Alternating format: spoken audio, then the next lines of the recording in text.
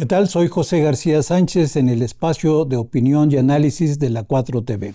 En el proceso de apoyo a la derecha política, el clero mexicano pudo darse cuenta que podía dejar de trabajar para alguien y ser su propio jefe.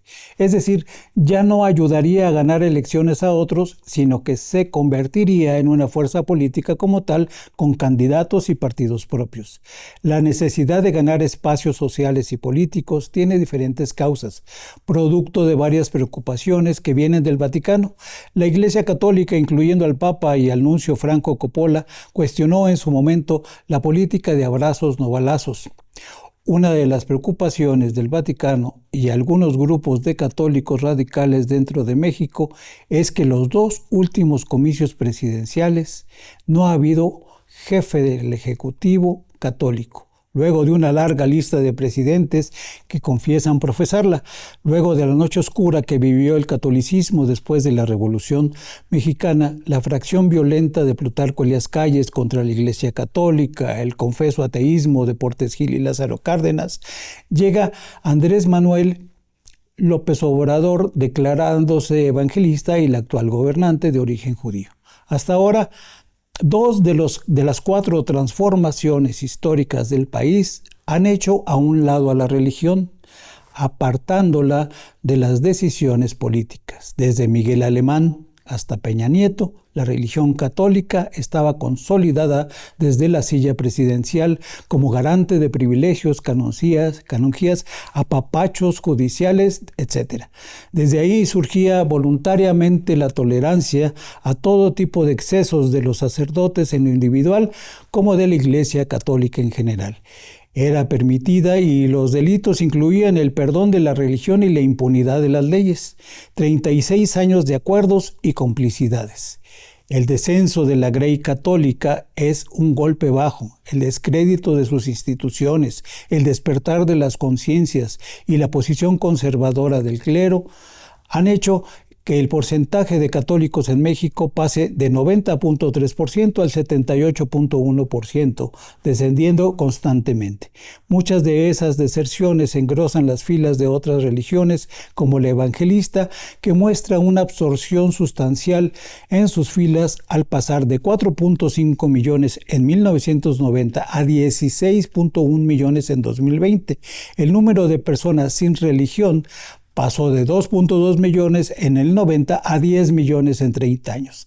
Las causas, según la visión de los estrategas del clero católico en México y el Vaticano, son tantas que se les escapan de las manos para realizar un análisis serio que pueda arrojar resultados confiables.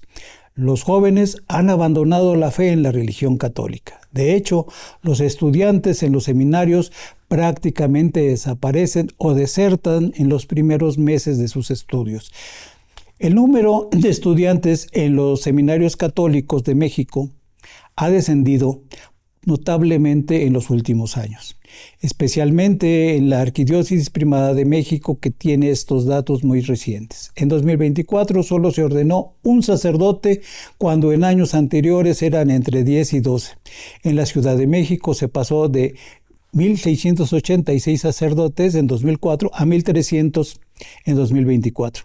Los sacerdotes en México tienen una edad promedio de 46.4 años, lo que indica un envejecimiento progresivo del clero sin suficiente reemplazo y carente de jóvenes que convoquen a otros a seguir sus pasos.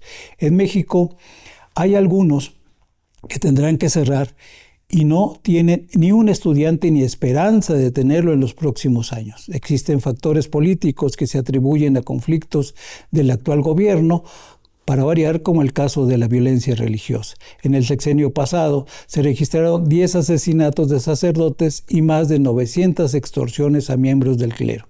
México fue clasificado en 2025 como un país con alto índice de discriminación religiosa por el informe de Ayuda a la Iglesia Necesitada. Recuperar espacios es la prioridad de la Iglesia Católica, que pierde claramente adeptos y sabe que le ayudaría a rescatar poder e influencia social a partir de un espacio en la política. Le urge detener la salida de miembros de su grey porque esto le significa poder social, recursos económicos e interlocución con el poder entre iguales.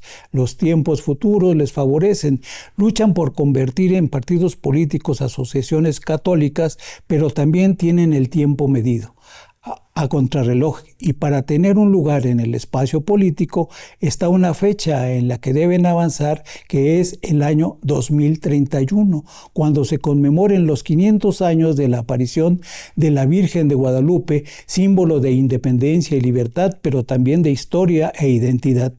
La basílica, una especie de campo militar y político católico, cuenta con 400 empleados. En diciembre, la Basílica de Guadalupe recibe su aguinaldo anticipado con un ingreso superior a los 10,000 millones de pesos, cantidad que aumenta cada año sustancialmente y de la cual el Vaticano recibe una buena parte.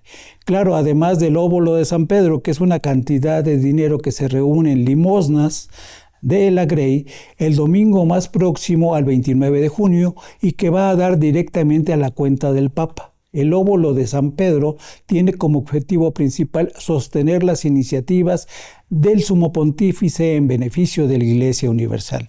Las donaciones se utilizan para ayudar a comunidades en dificultad y financiar proyectos de caridad en diversas partes del mundo, y el apoyo a jóvenes desplazados por conflictos, causa seleccionada siempre por el Papa de manera unipersonal.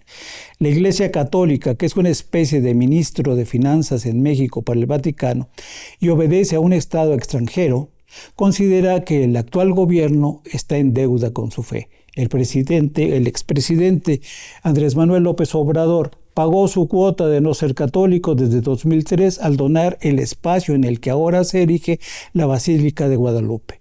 La obra comenzó en febrero de 2006, meses antes del gran fraude de Calderón. Ahora la factura sería política y no económica ni en especie, es decir, deberá existir por lo menos un partido político de clara influencia católica, pero las propuestas de estos y el resto de los grupos que intentan convertirse en partidos han tenido poca asistencia y mucho desaire de la sociedad. Asociaciones como Construyendo Solidaridad y Paz y Transformación, que fortalece a México, compiten pero no ganarán. Además, su raíz es evangélica principalmente y no católica. Podríamos decir que las agrupaciones católicas son de derecha y las evangélicas de ultraderecha. Flaco favor le harían a la democracia, sobre todo porque sus propuestas no encuentran eco entre la población, pero su existencia implica desgaste de tiempo y recursos de las instancias electorales que deben medir su fuerza social. Rezagados de la posibilidad de convertirse en partido, hay dos agrupaciones que se acercan al catolicismo: Nueva Conciencia Nacional y el partido de Eduardo Verástegui, México Republicano, patrocinado por el Partido Republicano de Estados Unidos y del cual nunca se ha dicho nada, y menos dentro del clero, tan activo últimamente en cuestiones políticas. Sin embargo, el clero católico es el único grupo fáctico que puede servir de bisagra ahora y garante a una posible alianza electoral de la oposición, ya que los puentes habituales están desgastados y dejan a una tercera fuerza social la tarea de unirlos. Es a lo único que puede apostarle la Iglesia Católica en la política presente y futura. Sin embargo, pareciera que los púlpitos seguirán siendo tribunas donde el discurso religioso se vuelve político y el espíritu se convierta en el verbo para atacar al gobierno, al partido en el poder y a la presidenta. Una especie de desahogo, un escape a las frustraciones que quieren borrar las leyes de reforma, retomando la bandera de Hidalgo al dar el grito en Dolores, ahora en nombre de la esclavitud del conservadurismo. La parte del clero católico que exige espacios políticos no incluye a todas sus jerarquías. La que siente que pierde terreno y que intenta rescatar bienes y privilegios es el ala derecha, incluso la ultraderecha de esta religión.